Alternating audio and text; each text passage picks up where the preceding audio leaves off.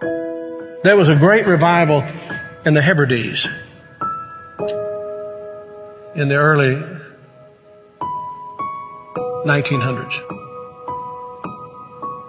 Began to moved up to the pleading for it into the 40s. Maybe we could say it topped out in the early 50s. Two old women, one was 84 years old and one was 82 years old. One was blind and one was humped over so badly with spinal stenosis just arched over. But they had passion for revival. They wanted God to work. This is what happened. They couldn't even get out to the church to pray. They couldn't even get out to the church to worship. Their house became a place to meet. People came in. They got so passionate about revival coming to their isle, the Isle of Lewis. They got so passionate about it. They confronted the preacher and wanted to know if he was thoroughly right with God. And they prayed and prayed and prayed. And they'd seen the Lord, they said, with the church filled up and God blessing and a great overflow. And the fire of God struck that tiny little obscure place off the coast of Scotland. And when it happened, there was a young teenage boy that got saved in it. His name was Donald. And the preacher became so dependent upon Donald and so close to Donald, he would ask him to lead in public prayers and help him with the meetings, and he did. Oh, how God worked. People began to hear about it, and the revival fire spread. It spread. And God blessed in a great way. Those two old women, the kind of people don't want in their church anymore. And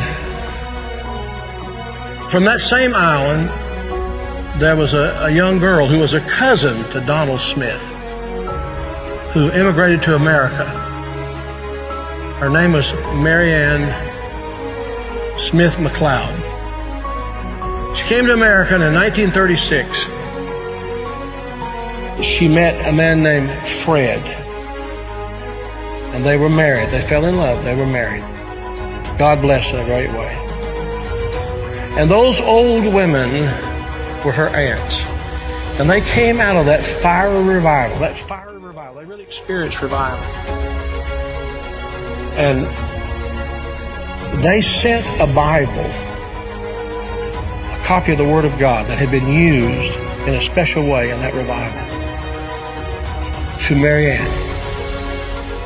She started having children. I think it was 1937 she had her first child. They named him after his father, Fred. Then she had her second child, named after herself, Mary Ann. Then she had her third child, Elizabeth. Then she had her fourth child. And she was so impacted by this teenage boy God had used in that revival of the Hebrides. She named him Donald. And she gave him that Bible, the Hebrides Revival Bible. He was born in 1946. He's now the 45th President of the United States.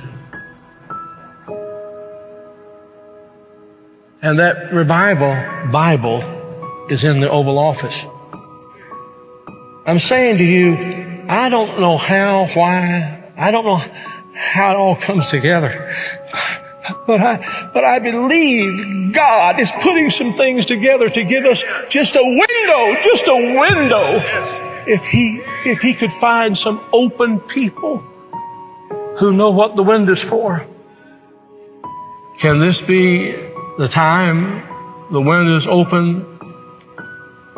Providentially, God has prepared the moment,